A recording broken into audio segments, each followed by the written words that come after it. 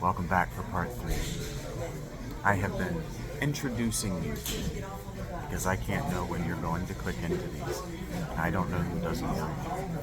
But now, me being me, the Shaggy being Shaggy, that's what you can call me. I am Shaggy, comma, Phil Ollie Day.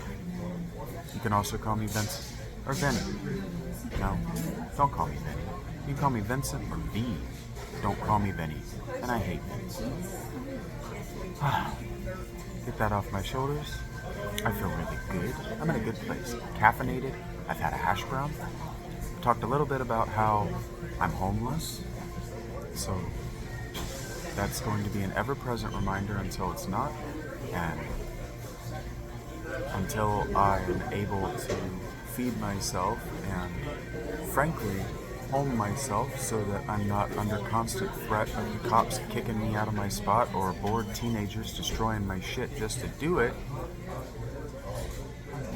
It's your problem too. I'm going to share it with you that it's your problem too, because people keep telling me that I got to build a monastery for them to show up at. It's like, okay, well, I built my fucking tabernacle and you all abandoned me. So that was a lie. We're going to read from John. In the last 2 videos, the last hour, I've explained to you what Gnosis is and what it means that this book was written by a Gnostic, for Gnostics. This is not for the same Christians that Paul was writing to. This is not for the same Christians that Luke was writing to. The Gospel of John is written for a very specific, highly educated reader, audience. Something you need to understand is that at this time in history, and until the printing press in the European landmass, books were recorded so that the reader, the performer, the orator, the bard, didn't have to memorize a blinding array of metatext. Because the stories necessary to be a bard or a druid, for instance, you had to memorize something insane, like 1,000 epic poems, which could mean billions of lines of poetry. And you had to know them forward and back from any spot, and you had to be able to go to the end from any spot. And that could mean hundreds of hours of oral stories that you just had to have up here. Writing them down freed the bard to only memorize the stories that needed to be memorized. And it freed the orator and the audience up to be able to take breaks at maybe inopportune moments in the text. And we're going to demonstrate that as I get going, because we are going to take breaks at inopportune moments of the text for these 30-minute chunks. I'm going to do my best to stop at 30 minutes, no matter what I'm saying, to not go over that. I started to tell you that there's a mystery around which John this is. And this is probably going to be the video where you hear me tell you which John who knew Jesus this is. You ready? The Gospel according to John 1. I'm not going to read very many of these chapter headers because they're too foreshadowing. They're spoilery is what they are.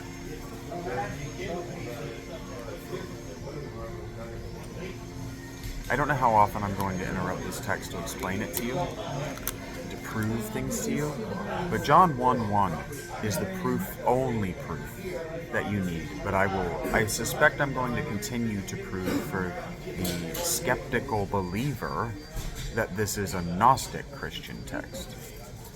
But 1:1 is the only proof you need. John 1:1. In the beginning was the Word. That's O-Logos. That's the capital. I think that's how it's pronounced. I think that's O. I think it's just the letter O before any noun makes it a proper noun, which means that it's the proper noun that you know. Because when you do it in front of a name, so what you'll do in Greek is like, if we're talking to Steve over here, and you don't know Steve, you just call him the Steve. He's the Steve. He's or like a Steve. He's just like the Steve. But if he's a Steve that you know, he's the Steve. He's then he becomes capital. A Steve that he's the Steve you know, and you go, oh, okay. And so this is saying in the beginning that you can't know, because it's just the beginning. It's not capitalized like a lot of translations will do of Genesis. Let's see what I'm reading from the ESV, which I have under very good authority, is actually an excellent translation. Okay, here in this translation as well, I don't know if you can see it, but they don't do the, can you read that there? In the beginning, they do the lowercase, the beginning. So it's the unknowable beginning. From the Septuagint. This wouldn't be from the Hebrew.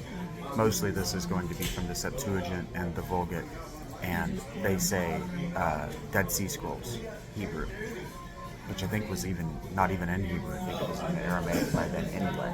I think the whole Dead Sea Scrolls canon is in Aramaic.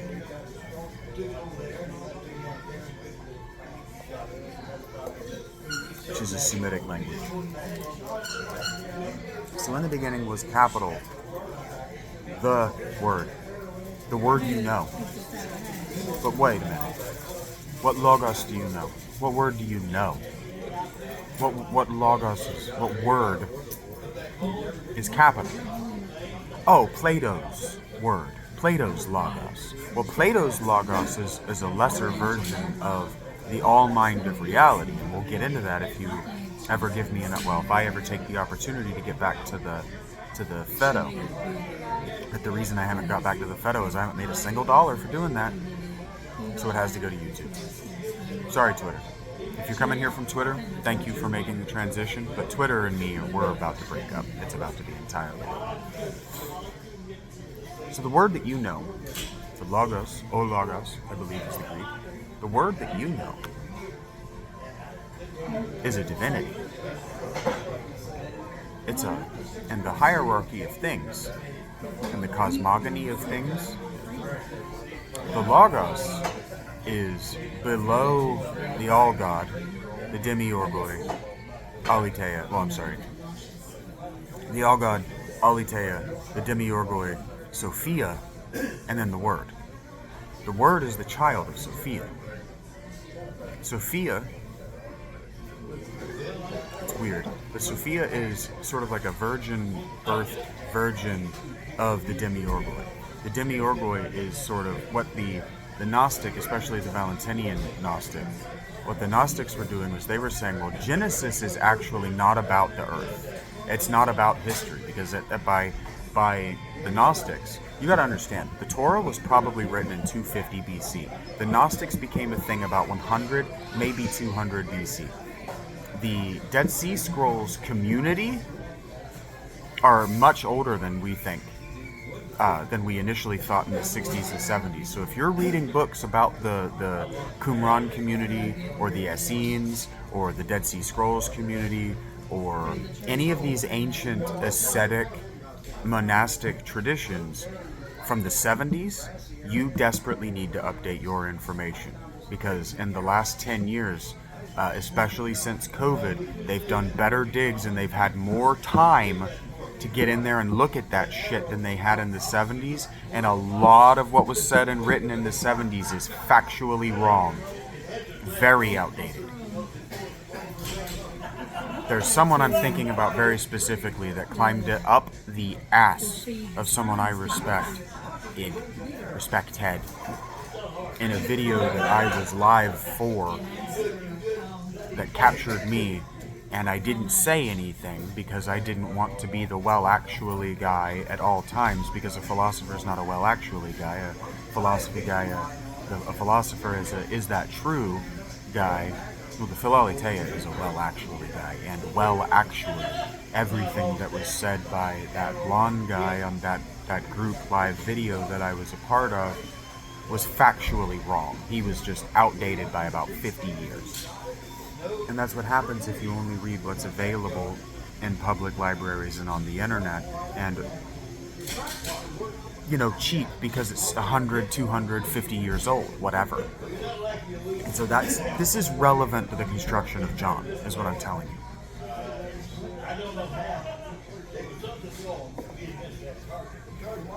When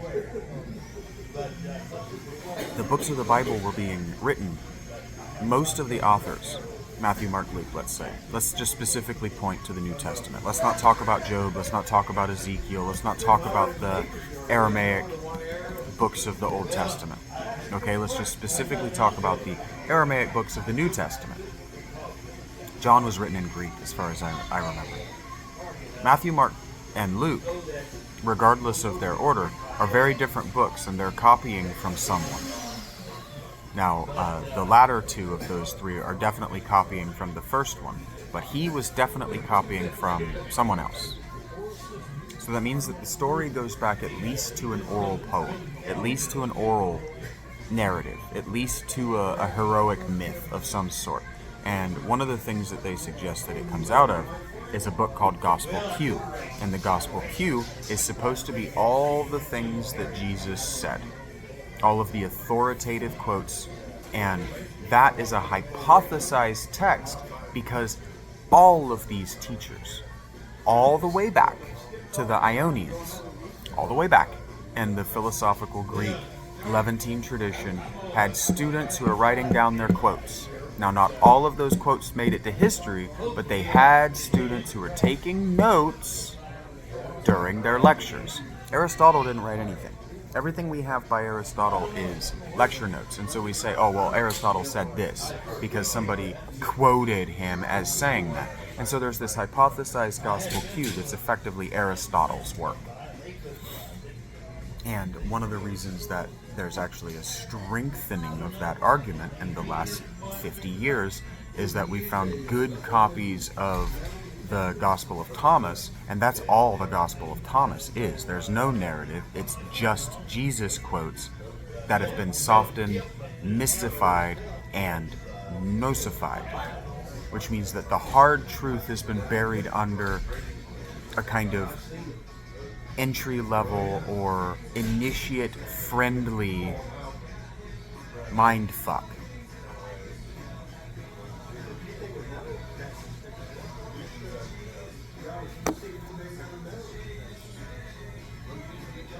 So when God says when John says in the beginning was the Word, you can change that word to Jesus if you understand your Gnostics. Because Jesus was supposed to be the son of Sophia. And Mary, the reason that the Catholics and the Eastern Orthodox have to grandfather in Mary as in some way divine, the reason they had to do that in the ancient world and why that has to be grandfathered into the modern world is that the Gnostics already before those churches were preaching and understood that she was Sophia made flesh. The virgin-born virgin mother of the Word. Unsullied. But see, in Gnosis and Gnosticism, there's a certain like this kind of look, like about Sophia, in fact. Because the Gnostics were philaletheia, not philosophia, and they understood that philosophers will also just make up wisdom. It sounds good at the time, they'll just say it, and it'll feel like wisdom because people have never heard it before or tried it before. But there may or may not be any truth to it. It's like I was listening to, and this is going to happen a lot, I was listening to Neeb's podcast yesterday, and they Duralius made a joke about how in Hollywood and among makeup people, if you've got bags under your eyes, you can dab just a tiny bit of Preparation H on there, the hemorrhoid cream for your butthole, and it'll tighten that skin up. And then Simon made the joke about how he's getting so old that he'll just slather it on his whole face like a face cream in the morning. And then Duralius goes, well, now is when I need a disclaimer to the audience that I don't know if that's actually good for you or not. That's wisdom. Wisdom is, well, it works. Aletheia is, but is it going to hold? Is it going to work forever? Sure, you could put a spacer under this is Aletheia. Actually, this table is Aletheia. Not only can I have faith that this table is never gonna fucking collapse, look how it's made.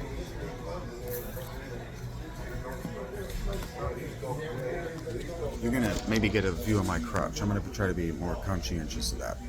Okay. So we're bolted into the floor. That's never going anywhere. Not only is nobody gonna be able to unbolt it and steal it, but this is never going to wobble because this is steel. Can you hear that? That's steel and it's bedded into the concrete. Now look up here. That's not going anywhere either. Those are welds, motherfucker. And look at those bolts. That's the difference in truth and faith. I don't need trust or faith. I have certitude that this is going absolutely nowhere. This building will collapse on it and this fucking table will still be here. Do you understand what I'm saying? That is Aletheia. And that is the goal that our founding fathers of the United States had for this great nation. Is that it be a nation of Aletheia, a nation of truth, a nation that lasts forever. Not just the test of time, not just a few centuries, I pushed that too far back, I'm sorry. Not just the test of time, not just a few centuries, not just longer than England, and fuck, at the rate we're going, we've already outlasted the UK. Frankly, the UK's already dead. Man, they don't have public trash cans because they're afraid of bomb threats.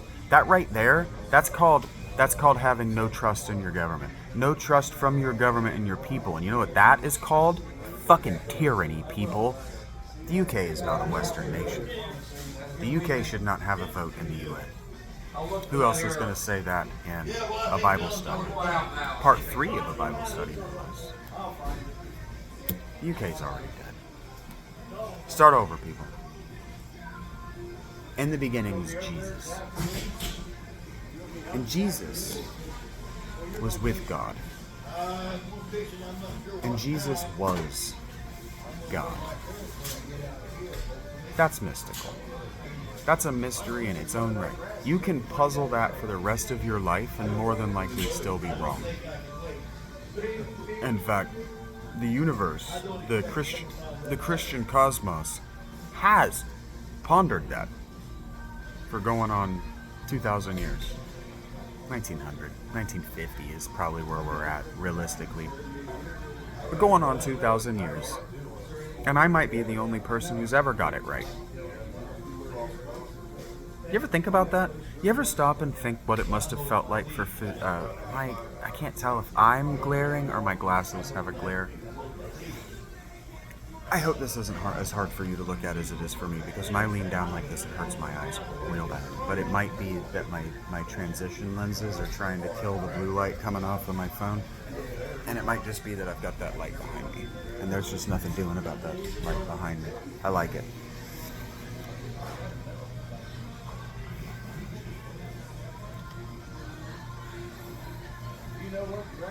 There's a mystery right here at the beginning. This is how you can know it's gnosis. There's a mystery that you can ponder. So have you ever really thought about what it must have been like to be the first person to figure something out that he knew other people had, or she knew that other people had been working on for a long time? Like, imagine being the first person to put all of the data together to figure out and prove the precession of the equinoxes. Imagine being the first person to predict accurately the passage of a comet overhead in your local area. Imagine being the first person to predict an eclipse. Imagine a first person to predict when it's going to be dry when it's normally rainy. Imagine what it must have felt like to be truly the first person to figure out maybe a tens or hundreds or an infinitely long and difficult problem. Imagine what it must have felt like as Stephen Hawking to prove that black holes existed. Because now you just grandfathered into the knowledge that black holes exist. But there was a time in our grandfathers' lives when there was a real question of whether they even could possibly. The math didn't work. And we had no observation. So I talked in the last one about the difference in observational and unobservable information, the experiential and the inexperiential. For a long time, all we had were mathematic proofs that suggested that black holes might exist, but we had no experience. And the math was shown to not always work. It didn't work with what we could experience. And so that means that black holes in some way for a long time were God. And so for a long time, you could read this as saying, in the beginning were black holes. And black holes were with God. And black holes were God. You could say this about anything in the gaps. Anything that you can't prove historically. It's with God. And it may be God. Because it might be the infinite gap that you just can't narrow. But that's what Zoroastrian's afterlife is. That's what the Zoroastrian afterlife is. It's the infinitely narrowing gap that you can't widen. That's where God lives. You have to go into the liminal between the liminal spaces in order to reach God. You have to go into the asymptotically narrowing canyon of what can be known and what can be experienced, and then just what can't. And you have to throw yourself at what can't be experienced until you experience it. And then everything changes, because no one believes you. Who's going to believe me that I know what this book means? Nobody, until they've listened to this a few times. In fact, until they've listened to this, until they've listened to what I had to say about Hosea, until they go back and listen to what I had to say about Isaiah, until they listen to what I have to say about Plato, you're never going to believe that I have lived in that gap space for so long that it speaks back to me, loud, and in a voice that's not mine, that I recognize as not mine. Because I've known that voice for 33 years.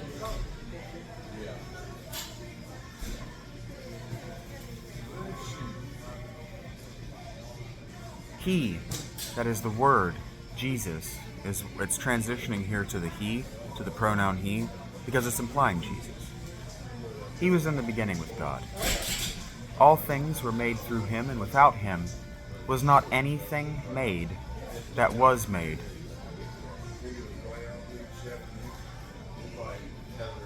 And now there's a footnote here. And the footnote says, or only one, or unique one, and that one is capitalized. And the reason that the translator is not including that is because that's Gnostic as fuck, and also capital one is Plato's intellectual property. And so if Plato's intellectual property is showing up in the Gnostic canon, the Gospel canon, you've got a serious problem.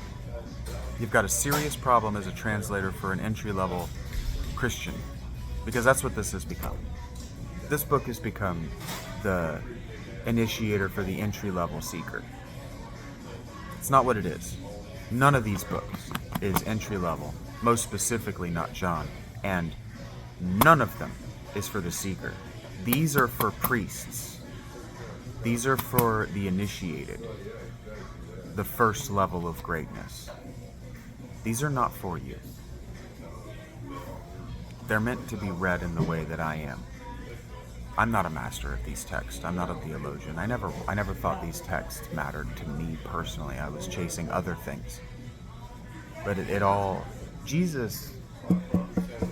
I told you on Twitter. Nobody responded. Nobody watched. Whatever. Fuck Twitter at this point. Jesus is a progress stopper. What Jesus is, I called him a pocket. You can turn out. But what Jesus actually is a slingshot. But you think he's a slingshot shooting you to heaven. He's a slingshot strung between Plato and Aristotle that's shooting you backward in time to Socrates. Now, if you set it up right, Socrates can be a damn good trampoline that if you angle properly will bounce you straight to God, but not likely. Most likely you're just going to hit Socrates and just... he lost.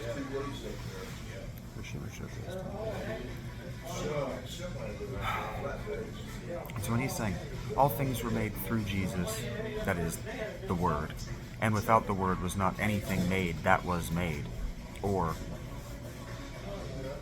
only one, or unique one, what that means is what the Gnostics said, that it required the Son of Man in order for things to be made. But this is something that you have to meditate on for yourself. You need to take these things I say, and if I say something like this, like right now, you need to pause. You need to think about it. You need to think about it deeply. Because there is a way of interpreting reality to think that what Jesus actually did, his manifestation in reality, caused all of history before and after it to happen. There's a way of thinking about history that there are moments of entry into history for the time-traveling, incarnate God of time. I really wish she would stop getting so close to me. I'm just hungry and just caffeinated enough that her wanting to hang out and listen to me talk so close is starting to piss me off. But you guys do that to me too, so if she dropped me a buck, it wouldn't bother me, but she's not gonna drop me a buck. That's why it's bothering me. Stripper rules, folks. She's bothering you. She's distracting me just enough that I did this. I was saying something really prescient that you need to pay me money to pay attention to. Time-traveling gods of time. If you really look at special relativity, and you really look at the equations, I'm not putting them up, I'm not drawing them, I'm not putting them on the screen, but I've done this. I've done the math, I've done the mental effort. You can too. You don't really have to understand math that well. Physics is sentences. It's just English. It's not even English, it's just a language. It's just sentences that read forward and back the same. And then the symbols and all that, it's just placeholders for sentences. You don't need to know everything. You just need to know the abbreviations. If you can read if you know what FOMO means, you can do algebra. You can do physics. It's that easy. If you know what any acronym means, what's the other one that people used to say? FOMO was real popular for a minute. YOLO. You know what YOLO means? You know calculus. It's that easy. It's just Y times O times L times O. You only live once. But you have to add all those together. You have to multiply all that together in order to get the equation of YOLO is actually an algorithm. It actually is a calculus of how to live your life. It's not just a worldview. It's a calculus to a way of life, summed up in an acronym. It's a problem-solving solution. That's all that algorithm is. That's all that algebra is. It's just a problem. It's just a way of putting the problem in a sentence so you get an equals and you can know what you're missing and you can solve for what's missing. It's very simple. I don't know how you missed this. But I'm telling you right now, the Gospel of John knew this. The writer knew this. And I'm telling you right now, he's going to tell you that Jesus was an adept mathematician. And so when it says, all things were made through him, and without him was not anything made that was made, he's making an elaborate special theory of relativity argument that when Jesus was born, time started over. That everything in the timeline before him, going back to the beginning, changed because he was a time-traveling god of time. And then when he came in, all of the necessary history to make him happen just happened because he's a divinity. So nothing that comes before Jesus, this is making a Gnostic argument that nothing before Jesus is reliable. And that's true. That's why he's a slingshot, not forward in time, but backward in time. Because if you read everything but John about Jesus, he slingshots you directly past Aristotle and Plato, backward in time to Socrates. And then you realize, oh, none of this is any different from the Ionian tradition. It's all the same. It's all Hebrew. Hebrew just means the craft cult of guild language. And it drives you all the way back to the beginning of human civilization. And all Jesus does is teach you that the truths that were true in the prophets' mouths have always been true. Because Jesus entered the timeline to click, click, click, make them true.